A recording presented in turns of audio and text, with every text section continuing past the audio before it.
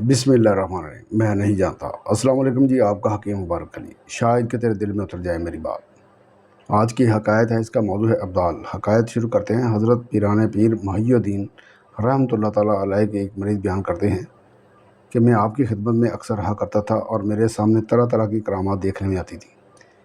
ایک رات آپ گھر سے باہر آئے تو میں نے پانی کا لوٹا بھر کر پیش کیا، مگر آپ نے اس کی طرف توجہ نہ کی اور اپنے مدرسہ کی طرف رخ کیا۔ جب قریب پہنچے تو دروازہ خود ہی کھل گیا۔ آپ مدرسہ سے باہر نکل آئے، میں بھی ساتھ باہر آ گیا۔ آپ تھوڑی دور تک گئے تو ہم ایک شہر میں پہنچے۔ مجھے معلوم نہ ہوا کہ وہ کون سا شہر ہے۔ آپ چلتے گئے اور ایک سرائے میں آئے۔ میں نے وہاں 6 آدمیوں کو بیٹھے دیکھا۔ وہ سب آپ کے سامنے آئے اور سلام کہا۔ آپ نے سلام کا جواب دیا۔ مرید کہتا ہے کہ میں ستون کے پیچھے چھپا رہا۔ اچانک ایک کونے سے رونے کی آواز آئی اور تھوڑی دیر بعد رونے کی آواز بند ہو گئی۔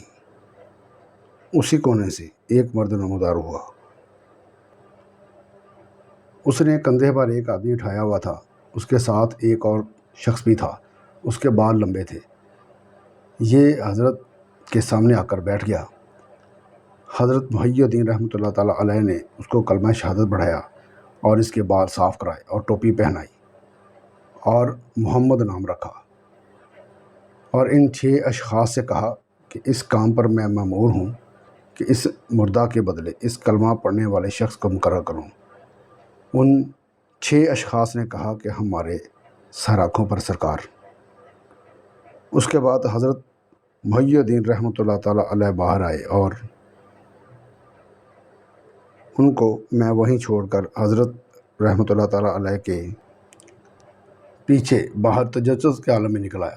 ہم تھوڑی دور چلے تھے کہ بغداد شہر کا دروازے پر آ پہنچے۔ دروازہ پہلے کی طرح خود ہی کھل گیا۔ حضرت صاحب اپنے گھر چلے گئے اور میں مدرسہ میں اپنی جگہ پر آ کے سو گیا۔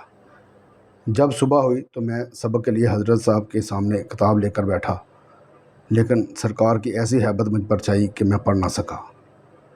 حضرت صاحب نے فرمایا کہ اے فرزند پڑھو۔ میں نے عرض کی سرکار، جو واقعہ رات میں نے دیکھا ہے وہ کیا ہے؟ آپ بیان فرما دیں تاکہ میرا تجسس ختم ہو۔ حضرت صاحب نے فرمایا کہ وہ شہر نہاوند ہے اور وہ 6 شخص جو تھے وہ ابدال تھے، اور جو روتا تھا وہ ان کا سردار تھا، اور جو شخص مردے کو دفن کرنے کے لیے کندھے پر اٹھائے ہوئے لایا تھا وہ حضرت خضر علیہ السلام تھے، اور جس شخص کو میں نے کلمہ شہادت پڑھایا وہ ایک نصرانی قسطنطنیہ کا رہنے والا تھا۔